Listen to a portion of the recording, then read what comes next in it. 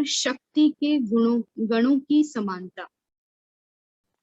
आत्म अभिमानी हो, याद की यात्रा में बैठे हो।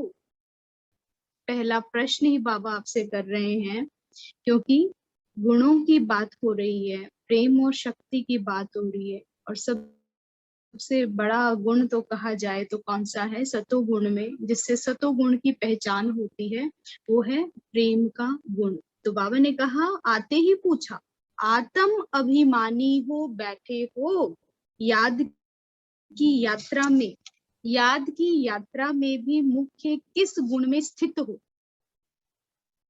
याद की यात्रा के लिए विशेष गुण कौन सा चाहिए? तो बाबा ने पूछा है, क्या उस गुण में स्थित हो? क्या चाहिए याद की यात्रा के लिए? कौन सा विशेष गुण चाहिए? बाबा कई महावाक्यों में जिक्र करते हैं, याद की यात्रा के लिए क्या होना जरूरी है? कौन बताएगा? प्रेम। प्रेम। और कोई तो दीदी नहीं? अभी जो परसों की जो मुरली थी, साकार मुरली, तो उसमें वो था कि निरंतर याद के लिए, याद की यात्रा के लिए ड्रामा का वो पता होना बहुत जरूरी है। 7 तारीख की मुरली में था। देखो, वो तो गुण नहीं है ना, ड्रामा इज नॉट गुण, हम बात कर रहे हैं गुण की। याद की अच्छा। यात्रा के लिए तो बहुत सारी चीजें बाबा ने बताई है, अलग अलग हम्म। भिन्न भिन्न तरीके बताए हैं, क्योंकि आपकी हर क्षण परिस्थिति भी बदलेगी, चेंज है ना आपकी लाइफ में, आपकी मन की अवस्था भी निरंतर चेंज हो रही है। तो बाबा को सारी चीजें पता थी, हम तो कब आए, लेकिन बाबा ने कितने समय पहले हम सबको बुद्धि में रखते हुए महावाक्य उच्चारण कर दिए। तो ये हर वक्त चेंज हो रहा है। तो अभी का जो बाबा बात कर रहे हैं, वो विशेष गुण की बात कर रहे हैं, कि ऐसा कौन सा गुण हम धारण करें जिससे याद की यात्रा सहज हो जाए। किसी को भी याद करने के पीछे क्या है? प्रेम, स्नेह ही होता है ना। जिससे स्नेह होगा वो इजीली याद आएगा। दुश्मनी भी होती है, वो भी जल्दी याद आता है। जिसके साथ कार्मिक अकाउंट चल रहे होते हैं, कोई ना कोई युद्ध चल रही होती है, चाहे मन के धरातल पर है, चाहे किसी और धरातल तक पहुंच चुका है।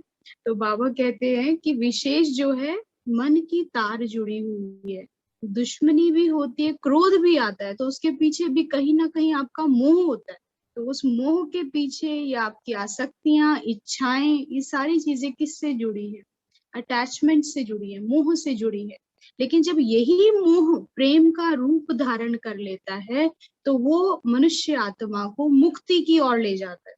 और ईश्वर को याद करना, परमात्मा को याद करना, ये तो मुक्त अवस्था है। उसके लिए मुक्त होना पड़े, नहीं तो भगवान याद ही नहीं आएगा। वो बंधन निरंतर याद आएगा, चाहे भौतिक है वो, चाहे दैहिक है वो, चाहे आपके मन से जुड़ा हुआ है। लेकिन बाबा कहते हैं कि प्रेम, डिटैच भाव जितना होगा, उतना ही क्या है, बाबा की याद में बैठो, मुक्त होना पड़े, उपराम होना पड़े हर बात से। तो बाबा कहते हैं, याद की यात्रा में होते हुए भी मुख्य किस गुण स्वरूप हो? गुण के साथ साथ उसका स्वरूप बताया था ना, स्वरूप, कि आप उसके स्वरूप में आ जाओ, उस रोल को निभाने लगो। जो संकल्प कर रहे हैं, जो स्वमान ले रहे हैं, तो उसका स्वरूप बनना, उसकी फुल एक्टिंग। हमेशा हम निरंतर याद रखो, हम कलाकार हैं और अपना पार्ट निभा रहे हैं। अब स्वमान कौन सा लिया है? वो स्वमान ही रोल है उस क्षण। आप कहते हो आई एम लवफुल, तो इस वक्त हमारी एक्टिंग कौन सी शुरू हो जाएगी? वस्तु, व्यक्ति, हर कोई भी सम्मुख आएगा, उसके प्रति आपका रोल लव का स्टार्ट हो जाएगा। जो भी संकल्प करेंगे वही आपका रोल है, और उसी का पार्ट अदा करना ही स्वरूप बन जाना है। तो बाबा कहते हैं, इस समय आपका मुख्य गुण कौन सा है? बाबा पूछते हैं, जब याद में बैठे हो, जब आत्म अभिमानी में बैठे हो, सभी ने अपना अपना विचार सुनाया बाबा को।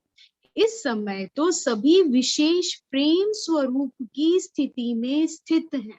क्योंकि बाबा अव्यक्त हुए थे तो सबके अंदर में क्या है कि हमारा बाबा कहाँ चला गया, उसे ढूंढ रही है निगाहें। मन की तार जुड़ी है कि हमारा बाबा अव्यक्त हो गया, अब कैसे मिलन होगा। तो विशेष प्रेम में डूबी आत्माएं उस वक्त भगवान के सम्मुख बैठी हैं और भगवान के महावाक्य चलते हैं, लेकिन प्रेम के साथ साथ वर्तमान समय की परिस्थितियों के प्रमाण, जितना ही प्रेम स्वरूप उतना ही शक्ति स्वरूप भी होना चाहिए। लव और लॉ है ना, लव और बाबा कह रहे हैं शक्ति स्वरूप भी चाहिए प्रेम के साथ साथ। नहीं तो एक केवल एक भाव होने से संपूर्णता नहीं आएगी। केवल प्रेम होगा तो उसका भी मिसयूज होने लगेगा।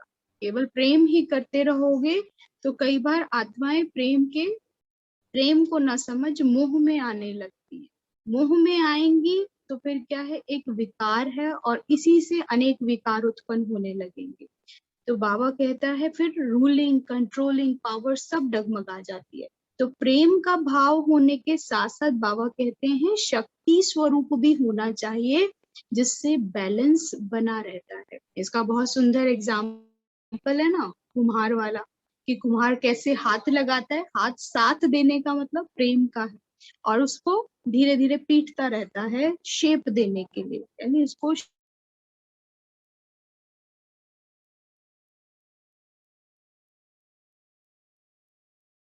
प्रोवाइड कर रहा है, सपोर्ट, ताकि ये जो जर्नी पर आप चल रहे हैं, याद की यात्रा पर चल रहे हैं, क्योंकि माया भी बैठी है। आप याद में तो बैठेंगे लेकिन माया भी पीछे से वार करेगी। उसके लिए शक्ति स्वरूप होना बहुत जरूरी है। तो बाबा ने उसका एग्जाम्पल प्रेम और शक्ति को किसके साथ किया है। कौन सा वो स्वरूप है जिसकी यादगार आज दिन तक भारतवासी भी मनाते हैं। तो बाबा कहते हैं देवियों के चित्र देखे हैं। देवियों के चित्र में मुख्य क्या विशेषता होती है। अपने चित्रों को कब ध्यान से देखा नहीं है। जब देवियों के चित्र बनाते हैं, काली के सिवाय बाकी जो भी देवियां हैं उन्हों के नयन हमेशा गीले दिखाते हैं। हल्का सा ऐसे लगेगा जैसे नमी है आंखों में। तो बाबा कहते हैं, और वो नमी किसका प्रतीक है कि प्रेम। किसी को बहुत प्यार से देखना, प्रेम से देखना तो आंखें भर आती हैं, आंखें छलक जाती हैं। तो बाबा कहते हैं कि काली के सिवाय, काली के कैसे दिखाते हैं है ना, उसके तो रुद्र रूप दिखाते हैं, लाल लाल बड़े बड़े नयन दिखाते हैं जो शक्ति स्वरूप का प्रदर्शन है।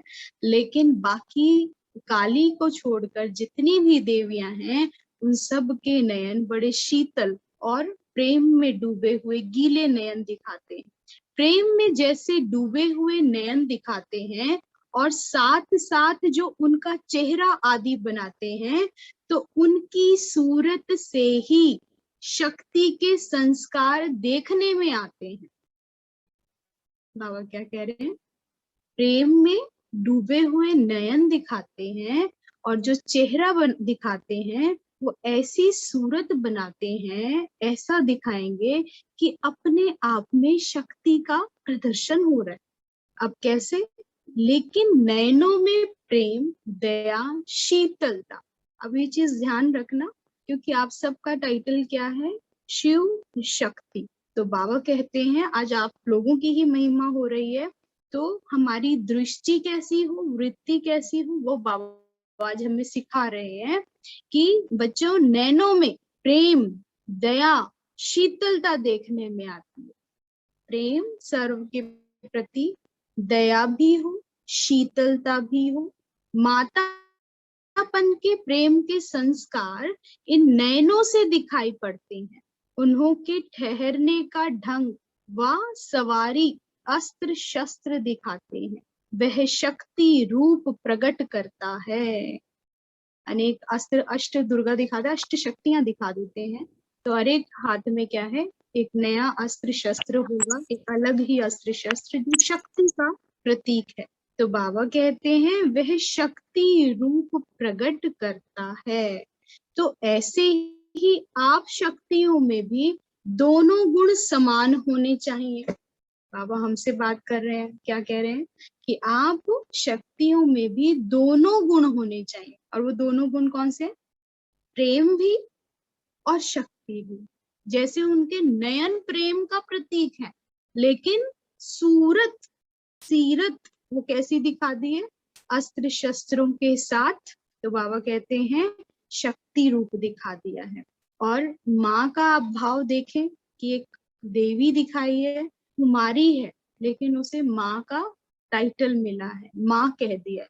माँ कैसी होती है? माँ के हाथ में जब उसका बच्चा होता है, उसके सम्मुख होता है, तो उसके नयन हमेशा, अगर वो एकांत में होगी, उसके साथ बैठी होगी, तो बहुत स्नेह से निहारती है उसको, बहुत प्यार से निहारती है अपनी, क्योंकि उसकी क्रिएशन है ना, उसको पालना कर रही है, कितने प्यार से करती है। तो अपनी रचना को जब देखते हैं माता पिता, तो उनके नयन भर आते हैं।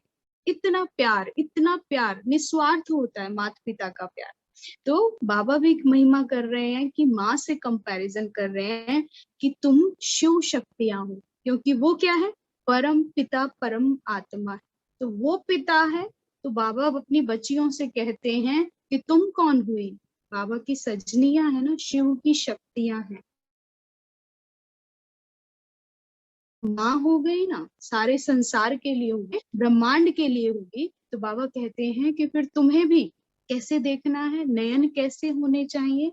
बहुत दया, प्रेम और शीतलता से भरे हुए। भगवान की रचना है तो हमारी भी रचना ही होगी, क्योंकि जो पति का सब कुछ होता है, पत्नी का नेचुरल अधिकार है उस पर। तो जो उसकी क्रिएशन है वो उस पत्नी की है। तो जब माँ हो गए तो माँ को हर हर आत्मा को किस भाव से देखना है? एक संतान के रूप में देखना है। और जब देखेंगे तो कैसे नयन होंगे? बाबा की रचना है, शिव परमात्मा की रचना है, मेरे साजन की रचना है। तो वो कैसे देखता है इनको? बाबा हम बच्चों को कैसे देखते हैं? कितने स्नेह से देखते हैं। देखा है ना अव्यक्त बाप दादा को, जब आते थे तो पहले आकर दृष्टि देखता ही तो है। सीधा ज्ञान कभी नहीं सुनाया बाबा ने, आए और कह दिए चलो ज्ञान शुरू हो जाए या मुरली शुरू हो जाए। नहीं, आते ही निहाल करता है। कैसे? नजरों से निहाल करता है, प्यार से देखता है, और उस प्यार में ही शक्ति समाई होती है। जिस बच्चे को जो चाहिए, हम में जो कमजोरी होती है, तो बाबा क्या करता है? अपनी दृष्टि से हमारे अंदर उस कमी को पूरा करता है। तो बाबा वही सिखा रहे हैं हमें कि प्रेम और शक्ति, जिससे माँ पालना करती है, जैसे पिता पालना करता है, कितना स्नेह और प्यार देते हैं। जब स्नेह और प्यार देते हैं, उस स्नेह और प्यार से ही शक्तियां मिलती हैं।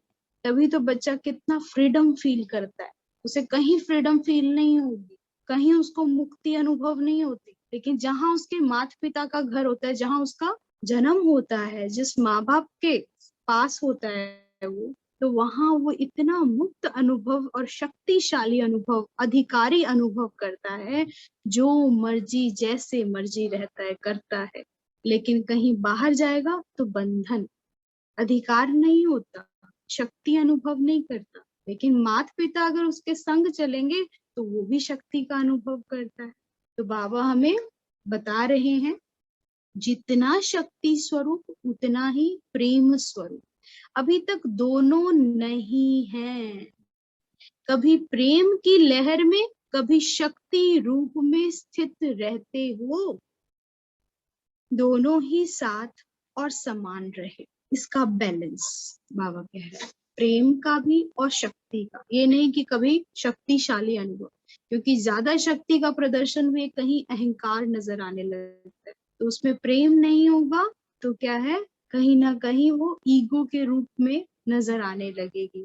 तो बाबा कहते हैं दोनों का बैलेंस हो। यह है शक्तिपन की अंतिम संपूर्णता की निशानी। कब कहलाओगे शिव शक्ति? बाबा कहते हैं जब ये दोनों गुण समान होंगे, साथ साथ आपसे काम कर रहे होंगे, आपके जो मन का भाव होगा हर आत्मा के प्रति, जब वो रहम दिल हो जाएगा, प्रेम वाला हो जाएगा, तो बाबा कहते हैं, और साथ साथ क्या है, उस रहम के ही माध्यम से हम उस आत्मा को शक्ति प्रदान करेंगे। तो बाबा कहते हैं अंतिम संपूर्णता की निशानी ये कर्मातीत वाली आत्मा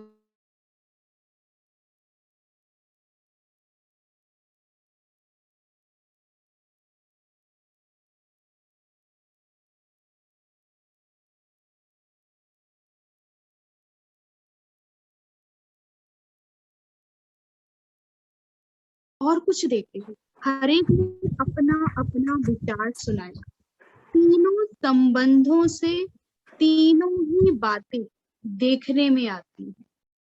इसलिए आपको त्रिशूल सौगात भेजी थी।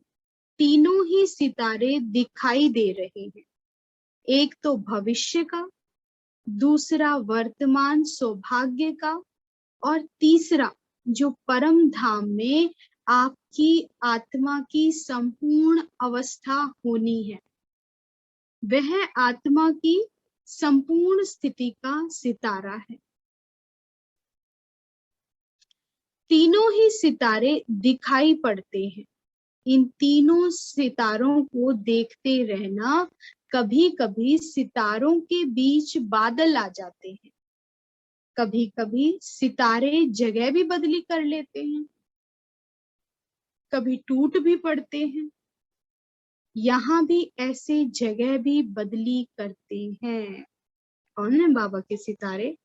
तो बाबा उनको कंपेयर कर रहे हैं उस आसमान के सितारों से, कि वो आसमान के सितारे कैसे होते हैं, क्या करते हैं, जगह भी बदली कर लेते हैं। और बाबा कहते हैं कभी कभी टूट भी पड़ते हैं। तो बाबा कहते हैं कि यहाँ भी ऐसा है, कभी देखो तो बहुत ऊपर में दिख रहे हैं, कभी देखो तो बीच में है, थोड़ी बहुत साधना की, थोड़ी बहुत सेवा की, चल रहा है, लेकिन बीच बीच में अवस्था है। कभी देखो तो उससे भी नीचे, कुछ भी नहीं कर रहे। तो बाबा कहते हैं जगह भी अभी बदली नहीं करनी चाहिए।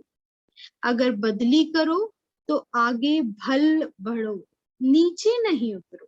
कहाँ से? यहाँ से। यहाँ से जगह आत्मा की बदली नहीं करनी, यहाँ से नीचे नहीं उतरना, मतलब स्वमान की सीट से नीचे नहीं उतरना। जैसे ही नीचे उतर जाएंगे तो हमें माया ले जाती है और हमारा समय नष्ट कर देती है। तो बाबा कहते हैं जगह भी अभी बदली नहीं करनी चाहिए। अगर बदली करी भी है, यहाँ से बदली करी है, तो ये कहाँ पहुंच जानी चाहिए? और ऊंचाई पर और ऊपर, यहाँ से बिल्कुल पहुंच जाओ, ऊपर उपराम हो जाओ। तो बाबा कहते हैं बदलनी है तो उसका लक्ष्य हो कि आगे बढ़ना है और आगे वाली सीट लेनी है, नीचे नहीं उतरना। अविनाशी संपूर्ण स्थिति में सदैव चढ़ते रहो। अविनाशी संपूर्ण स्थिति, अविनाशी संपूर्ण स्थिति में बाबा ने कहा स्थित रहो। इस शब्द को स्मृति में रखो। अविनाशी संपूर्ण स्थिति कौन सी स्थिति है? अभी बाबा ने थोड़ी देर पहले बताया कौन सी स्थिति है। अभी अंतिम स्टेज बताई ना, क्या थी? परम धाम में संपूर्ण स्थिति। अभी 2-4 लाइन पहले बताई जो बाबा के महावाक्य हैं, उसमें थी प्रेम और शक्ति की समानता। बताया ना, ये अंतिम स्टेज होगी। बैलेंस रखना है। बैलेंस जब रखेंगे, प्रेम का भी और शक्ति का भी, मतलब कि कोई भी बात आई उसमें रहम दिल की भावना होगी। जहां रहम दिल होगा तो साथ साथ आकाश कौन सा जा रहा है? उसको शक्तिशाली, जो आत्मा में जो कमी है उसके प्रति उसका विपरीत जो सुमान है वो उसके अंदर भरा जा रहा है। तो बाबा भी ऐसा करते हैं कि जब हम कभी दुखी हो जाते हैं, डाउन आ जाते हैं, नीचे गिर जाते हैं, तो बाबा माध्यम बनकर, तो मुरली का माध्यम बनते हैं या ब्राह्मण आत्माओं का बनते हैं, निमित्त आत्माओं का बनते हैं, और उनके द्वारा प्रेम की पालना देते हैं, दृष्टि देते हैं, और जो हमारी कमियां हैं उसको भी कैसे करते हैं? शक्तिशाली स्वरूप से, योग से भरपूर कर देते हैं। तो फिर क्या है, आत्मा धीरे धीरे जो नीचे गिर जाती है ऊपर की तरफ आती है। तो ये क्या हुआ? बैलेंस की प्रेम और शक्ति। केवल शक्तिपात नहीं करना है, केवल प्रेम नहीं करना है, दोनों चीजें कंबाइंड होनी चाहिए। और प्रेम जहां होगा वहां पे शक्तियां अपने आप आत्मा में भरने लगती हैं, क्योंकि संपूर्ण अवस्था है, संपूर्ण स्टेज है। तो बाबा कहते हैं अविनाशी संपूर्ण स्थिति में सदैव चढ़ते रहो, ऐसा सितारा बनना है। टूटने की तो यहाँ बात ही नहीं, सभी अच्छे पुरुषार्थी बैठे हुए हैं। बाकी जगह बदली की आदत को मिटाना है। हमें क्या है? जगह बदलने की। चेंज हमारा ह्यूमन नेचर है। मनुष्य आत्माओं को क्या चाहिए? हर वक्त चेंज चेंज। लेकिन इस चेंज के कारण हमें कई बार ये नहीं पता चलता कि ये जो चेंज हम अपने जीवन में ला रहे हैं, इससे ऊपर की ओर जाएंगे या हमारा पतन हो सकता है। कई बार सोचते कुछ हैं कि शायद ऐसा करने से, इस चेंज से मुझ में परिवर्तन आएगा, लेकिन देखने में आता है कि उससे और ही नीचे चले गए, अवस्था और डाउन हो गई।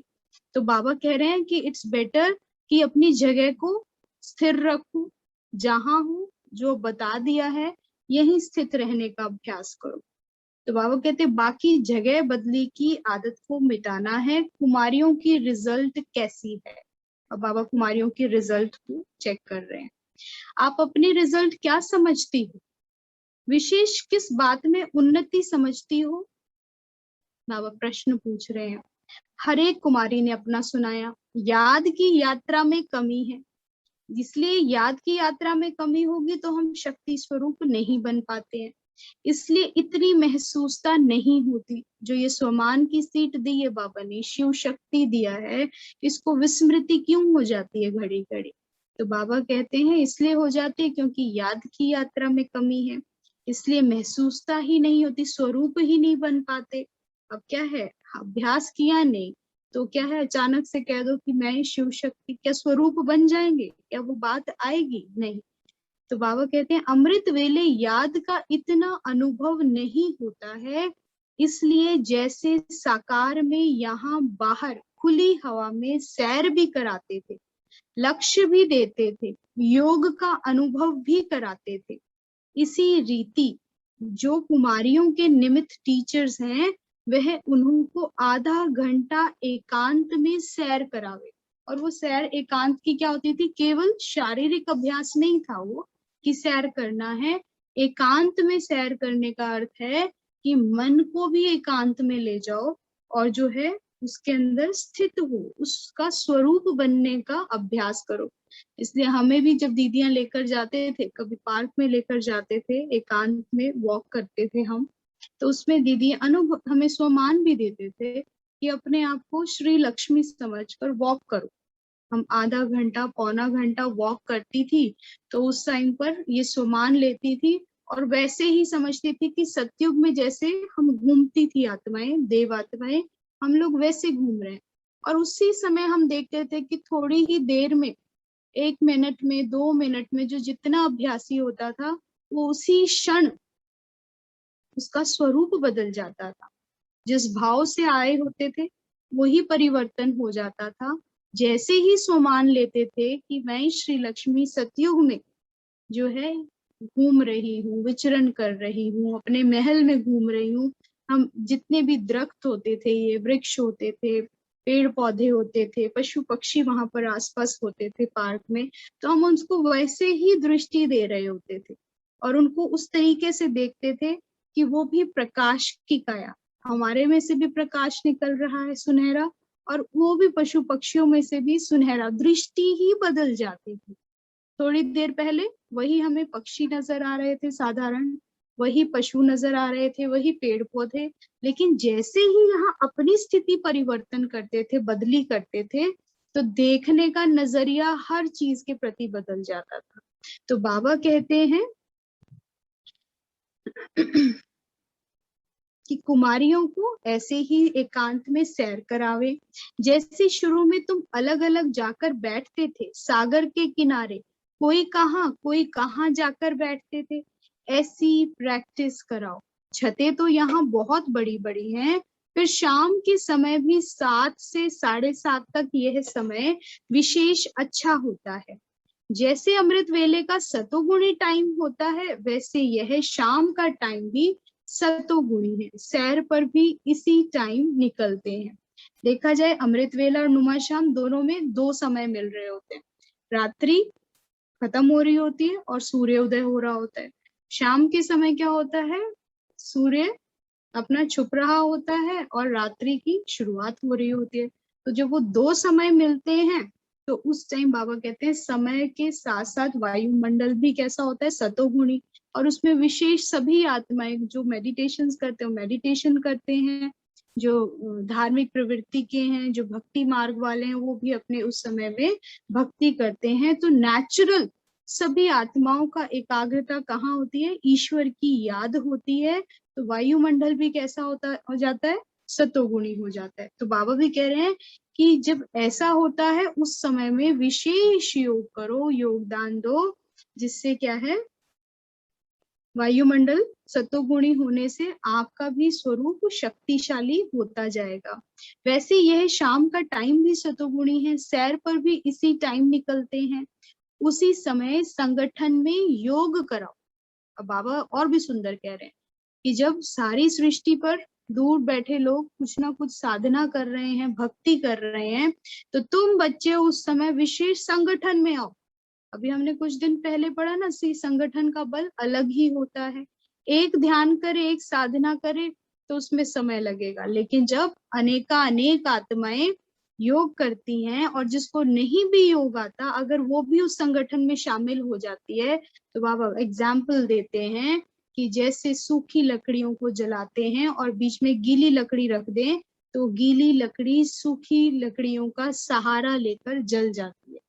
ऐसे ही इतना पावरफुल संगठन होता है। तो बाबा कहते 7 से 7:30 में संगठन में योग कराओ और बीच बीच में अव्यक्त रूप से बोलते रहो। अव्यक्त रूप से मतलब स्वमान देते रहो, छोटी सी ड्रिल कराते रहो, उसमें बहुत ज्यादा बोलना नहीं है। संकल्प दो, स्वमान दो, तो ऐसे ही योग कराओ। कोई का बुद्धि योग यहाँ वहां होगा तो फिर अटेंशन खींचेगा, क्योंकि एक लगातार 1 घंटा आधा घंटा करते हैं तो इतने अभ्यासी ना होने के कारण आत्माओं का बुद्धि योग भटक जाता है। तो बाबा कहते हैं अव्यक्त बीच बीच में शब्द उच्चारण करने से फिर जिनका टूटा हुआ योग है वो वापस खींचेगा। योग की सब्जेक्ट में अभी बहुत कमी है। भाषण करना, प्रदर्शनी में समझाना, यह तो आजकल के स्कूलों की कुमारियों को 1 सप्ताह ट्रेनिंग दें तो 2 बहुत अच्छा समझा लेंगे। लेकिन यह तो जीवन में अतीन्द्रिय सुख का अनुभव करना है ना। बाबा कह रहे हैं कि ज्ञान सुनना, सुनाना, भाषण करना बहुत आसान है, तो उसके लिए तो कोई 7 दिन भी भेजेंगे, अब ट्रेनिंग देंगे तो स्कूल की कन्याएं भी तैयार हो जाएंगी। लेकिन ये जीवन जो है इसमें अतीन्द्रिय सुख का अनुभव करना है। उसी समय ऐसे समझो जैसे कि बाप दादा के निमंत्रण पर जा रहे हैं। जैसे बाप दादा सैर करने आते हैं, वैसे बुद्धि योग बल से तुम सैर कर सकती हो। जब याद की यात्रा का अनुभव करेंगे तो अव्यक्त स्थिति का प्रभाव आपके नयनों से, जब याद की यात्रा का अनुभव करेंगे तो अव्यक्त स्थिति का प्रभाव आपके नयनों से, चलन से प्रत्यक्ष देखने में आएगा। नयनों से, जैसे अभी पढ़ा शिव शक्ति के लिए, नयनों से प्रेम, और स्वरूप में कैसी है, शक्तिशाली। तो बाबा कहते हैं नयनों से, चलन से प्रत्यक्ष देखने में आएगा। फिर उन्हों से माला बनवाएंगे। जैसे शुरू में आप खुद माला बनाती थी ना। इस ग्रुप को उमंग उत्साह अच्छा है, हमारे भी संस्कार वाले ग्रुप का उमंग उत्साह अच्छा है ना। आज कितनी आत्माएं हैं, 17 है। फिर भी ठीक है, लेकिन जितना होना चाहिए बाद में पढ़ते हैं, कुछ के पास समय ना होने के कारण 20-25 आत्माएं तो रेगुलर अपना कर रही है पुरुषार्थ। तो ये बहुत मुबारक की बात है। तो बाबा कहते हैं कि इस ग्रुप को उमंग उत्साह बहुत अच्छा है। बाकी एक बात खास ध्यान में रखनी है कि एक दो के संस्कारों को जान करके एक दो की स्नेह में एक दो से बिल्कुल मिलजुल कर रहना है। जैसे कोई से विशेष स्नेह होता है तो उनसे कितना मिक्स हो जाते हैं, ऐसे ही सभी को एक दो में मिक्स होना चाहिए। जब कुमारियां ऐसा शो करके दिखाएंगी तब फिर और भी कुमारियां सर्विस करने के निमित्त बनेगी, और जो निमित्त बनता है उनको उसका फल भी मिल जाता है। आप शोकेस हो अनेक कुमारियों को उमंग और उत्साह उन्नति में लाने की। जितना ही उमंग से साकार निराकार दोनों ने मिलकर यह प्रोग्राम बनाया है, उतना ही इसका उजूरा दिखाना है। कई कुमारियों की उन्नति के निमित्त बन सकती हो, अपनी हमजिन्स को गिरने से बचा सकती हो। तो बाबा कहते हैं कि कुमारियों के साथ बाप दादा का काफी स्नेह है, क्योंकि बाप दादा परम पवित्र हैं और कुमारियां भी पवित्र हैं, तो पवित्रता पवित्रता को खींचती है। वर्तमान समय मुख्य विशेषता यही चाहिए। हर एक महारथी का फर्ज है अपना गुण औरों में भरना। हर एक महारथी का फर्ज है अपना गुण औरों में भरना। जैसे ज्ञान का दान देना होता है, वैसे गुणों का भी दान करना चाहिए। जैसे ज्ञान का दान 7 डेज कोर्स करा लेते हो, तो बाबा कहते हैं ये तो बहुत अच्छी बात है, लेकिन साथ में अपनी विशेषताओं का पता होना चाहिए, तो अपने गुणों का भी दान करना चाहिए। जैसे ज्ञान रत्नों का दान करते हो इसलिए महारथी कहलाए जाते हो, वैसे गुणों का दान भी बहुत बड़ा दान है। ज्ञान देना तो सहज है, गुणों का दान देना इसमें जरा मेहनत है। ये तो बहुत पुरुषार्थ, किसी को गुण दान करना, इसमें पहले तो याद की यात्रा जिसकी बहुत पावरफुल होगी, बहुत काल के अभ्यासी होते हैं। जैसे हमारी दादियां हैं, हमारे निमित्त हैं, हमारे बड़े हैं, वो क्या करते हैं विशेष, छोटे तो कोर्स कराते हैं, मुरली सुनाते हैं, लेकिन बड़े क्या करते हैं, उनके महावाक्य होते हैं, वो क्या होता है मंथन जिसे हम कहते हैं, और उसमें वो क्या करते हैं अनुभव सुनाते हैं, अनुभव सुनाते हैं और साथ साथ अपने गुणों का दान भी करते हैं, जिन गुणों को हमें धारण करना है। तो बाबा कहते हैं ज्ञान देना तो सहज है, कोई भी कर सकता है, लेकिन गुणों का दान देना इसमें जरा मेहनत है। गुणों का दान करने में सभी महारथियों से नंबर 1 कौन है? अब बाबा प्रश्न कर रहे हैं, महारथी तो एक से एक बैठे हैं, लेकिन गुणों का दान दे देना, क्योंकि जो कमजोर है, जिसके पास नहीं है, या जो अवगुण है जिसमें, क्योंकि अवगुण देख तो लेते हैं, अब उस अवगुण के विपरीत जो गुण है उसका दान कैसे दे? तो बाबा कहते हैं उसमें महारथी चाहिए, अनुभवी चाहिए, क्योंकि शक्ति भर रहे हो, शक्तिपात कर रहे हो, तो शक्तिपात करना कोई साधारण बात नहीं है।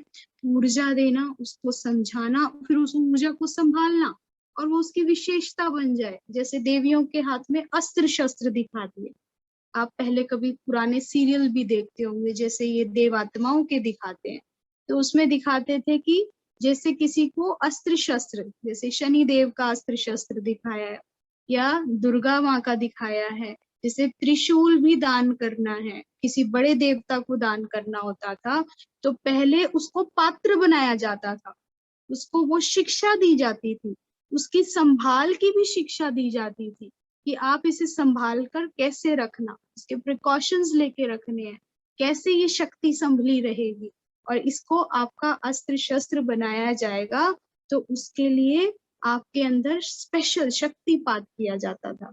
तो ऐसे ही बाबा भी रोज हमारे अंदर दिव्य गुणों की पालना करें, भर रहे हैं, शक्तियां भर रहे हैं, लेकिन रोज सिखा रहे। एक चीज नहीं है, केवल केवल ज्ञान नहीं है, केवल योग नहीं है, उसमें धारणा भी है, कैसे करनी है, और फिर उसमें चलना कैसे है, ये बहुत इंपॉर्टेंट है। धारण तो कर लिया, लेकिन अब उसको बैलेंस कैसे बनाकर चले, वो बहुत इंपॉर्टेंट है।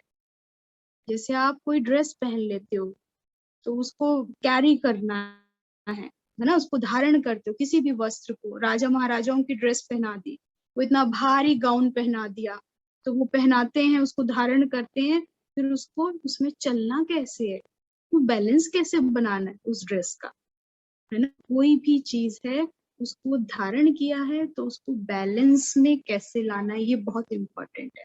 तो बाबा हमें भी वही निरंतर शिक्षाएं दे रहे हैं। हम सोचते तो हैं पवित्रता को धारण करना है, इतना आसान नहीं है पवित्र बनना, और उसको धारण कर कर उसमें चलना, उसकी संभाल करना, उसकी पालना करना, और उसको अपना अस्त्र शस्त्र बना लेना, ये साधारण बात नहीं है। इसके लिए रोज शिक्षा दी जाती है, और उस शिक्षा को फिर कैसे जीवन में अप्लाई करना है, कर्म योग भी उसमें आ जाता है आपका, है ना। कोई भी आपको गुण धारण करना, चाहे वो पवित्रता है, लेकिन बाबा क्या कह देते हैं, मनसा वाचा कर्मणा। केवल ब्रह्मचर्यता नहीं है, ब्रह्मचारी बहुत घूम रहे हैं, लेकिन बाबा क्या कह देते हैं, मन से भी पवित्र, मन का भी ब्रह्मचारी हो, संकल्पों में भी ना आए, वाणी में भी ना आए, कर्मों में भी ना आए, तब कहेंगे संपूर्ण पवित्रता। और जब संपूर्ण पवित्रता आएगी तो वो आपके शस्त्र का काम करेगी, आपको कुछ करना नहीं है, आप जहां खड़े होंगे वहां सारे कार्य अपने आप होंगे, क्योंकि पवित्रता बहुत बड़ी शक्ति है, बहुत बड़ा गुण है, बहुत बड़ी शक्ति है। जो इसको धारण कर लेता है वो देवकुल की श्रेष्ठ आत्मा बनती है। लेकिन कैसे, तन मन धन मनसा वाचा कर्मणा। तो ऐसे ही फिर हमें भी बाबा रोज दे रहे हैं, अगर प्रेम का भी गुण है, इसको धारण करना है, इसका बैलेंस कैसे बनाना है, इसके साथ साथ पैरेलल कौन सी शक्ति रखोगे जिससे ये इसका बैलेंस बना रहे, नहीं तो ड्रेन आउट हो जाएगी, फटाफट से लीकेज हो जाती है। जिसे हम माया कह देते हैं, हम पेपर कह लेते हैं, लेकिन वो क्या है, इम्बैलेंसिंग है, हम उसको बैलेंस नहीं कर पाते हैं। एक पल्ले में इतनी बड़ी ऊर्जा आई है, लेकिन दूसरा खाली पड़ा है, तो इम्बैलेंसिंग होगी कि नहीं होगी, इम्बैलेंसिंग होगी, ये फिर लुढ़क जाएगी, लीकेज हो जाएगी। तो इसके साथ साथ क्या बैलेंस करना था, वो बाबा हमें सिखाते हैं, वो हमारा रोज मुरली में, जैसे आज प्रेम के साथ बाबा ने क्या कहा, शक्ति का बैलेंस, शक्तियां आ रही हैं तो प्रेम जिससे निरअहंकारिता बनी रहे, नहीं तो शक्ति आएगी, आपके द्वारा दिव्य कर्म होंगे, आपकी वाणी में दिव्यता आएगी, आप जो बोलेंगे वो पूरा होने लगेगा, तो फिर क्या है, अहंकार आएगा, और वो अहंकार इस क्या करेगा, नाश कर देगा। तो बाबा कहते हैं बच्चे प्रेम साथ में धारण कर लो, अगर प्रेम साथ में रहा, बैलेंस रहेगा, तो फिर क्या है, स्टेबिलिटी बनी रहेगी, और शक्तियां आएंगी, बैलेंसिंग रहेगी। तो नहीं तो क्या है, लुढ़क जाएंगे। तो उससे बचना है, बाबा रोज हमें देते हैं मैसेज, तो उसको अप्लाई करना है, समझना है, और धारणाएं करनी है। तो बाबा कहते हैं गुणों का दान करने में सभी महारथियों से नंबर 1 कौन है, जनक। दादी जानकी का नाम आया, यह गुण उसमें विशेष है, तो एक दो से यह गुण उठाना चाहिए। एक दो में बहुत गुण है, महारथी तो एक एक है यज्ञ में, लेकिन उनके उस गुण को देखना, और उसके साथ उन्होंने क्या बैलेंस बनाया हुआ है, कैसे वो यज्ञ में चल रहे हैं, वो चीजें देखनी है। नहीं तो हम यज्ञ से बहुत जल्दी आउट हो जाएंगे, बहुत जल्दी इस ज्ञान को छोड़ जाते हैं। क्यों? क्योंकि अधूरा ज्ञान होने के कारण, शक्तियां अधूरी होने के कारण हम इतने ऊंचे ज्ञान को नहीं उठा सकते। तो बाबा भी कहते हैं कि एक दो से संगठन इंपॉर्टेंट है, संगठन में गुणों का देखना, गुणदान भी करना, और गुणों को धारण भी करना। तो बाबा कहते हैं ऐसे चलना है। आबू म्यूजियम की तैयारी के बारे में बाप दादा ने पूछा, दूरदर्शी और विशाल बुद्धि पर म्यूजियम तैयार करना है, पहले ही भविष्य को सोच समय को सफल करने का गुण धारण करना है, पहले ही भविष्य को सोच समय को सफल करने का गुण धारण करना है, और टाइम पर तैयार भी करना है। जल्दी भी हो और संपूर्ण भी हो तो कमाल है।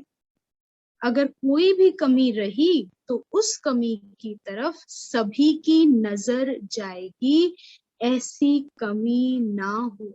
सभी के मुख से कमाल है, ऐसा निकलना चाहिए। सारा दैवी परिवार आपका चेहरा म्यूजियम के दर्पण में देखेंगे।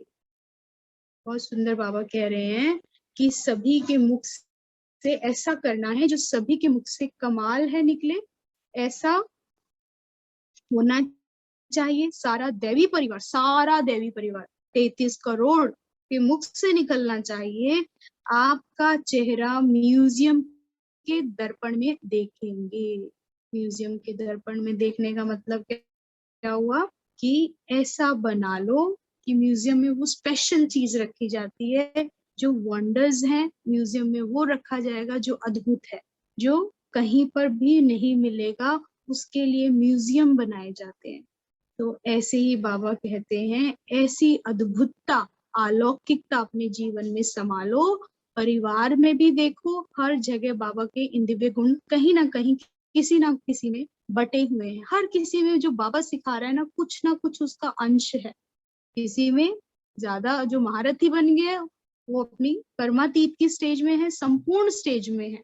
तो उन्हें देखना, उनके साथ रहना, उनके साथ चलना, उनको समझना, तो ये तो है बहुत बड़ी बात। तो बाबा कहते हैं कि वह और भी नहीं होता तो फिर क्या है, संगठन में एक दो को देखो जो आसपास हैं, तो उनसे कोई ना कोई गुण को उठाओ, अपने अंदर भरो।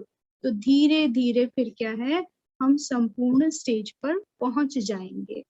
अच्छा, ओम शांति शांति।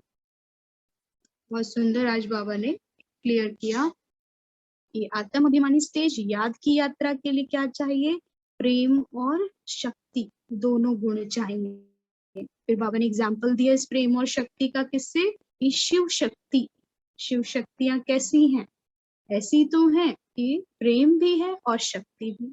एक तरफ माँ भी है और दूसरी तरफ क्या है, कोई आसुरी वृत्ति, आसुरी शक्तियां आती हैं, तो शक्ति का प्रदर्शन। जैसे एक माँ के बच्चे को कोई कुछ कह देता है, वैसे इतने प्यार से, इतनी सरल, इतनी भोली होती है कि कोई उसको देख नहीं सकता कि क्रोधित भी हो सकती है। लेकिन जब उसके बच्चे पर आंच आती है तो वो अपने क्या करती है, शक्ति स्वरूप का प्रदर्शन करती है। तब पता चलता है कि जितनी प्रेम है इसमें, उतनी ही शक्तिशाली है ना। तो प्रेम के लिए भी क्या चाहिए, समर्पण भाव चाहिए, त्याग चाहिए, तप चाहिए। अपने आप को इतना तपा दो, बाबा कहता है कि फिर अपने आप तुम्हारे अंदर अनंत शक्तियां भरपूर हो जाएगी। लेकिन बीज क्या है, फाउंडेशन क्या है, प्रेम है। पहले प्रेम का गुण होना चाहिए, प्रेम को समझना भी होगा। केवल मोह नहीं, हमारे अंदर क्या है, ज्यादा मोह है।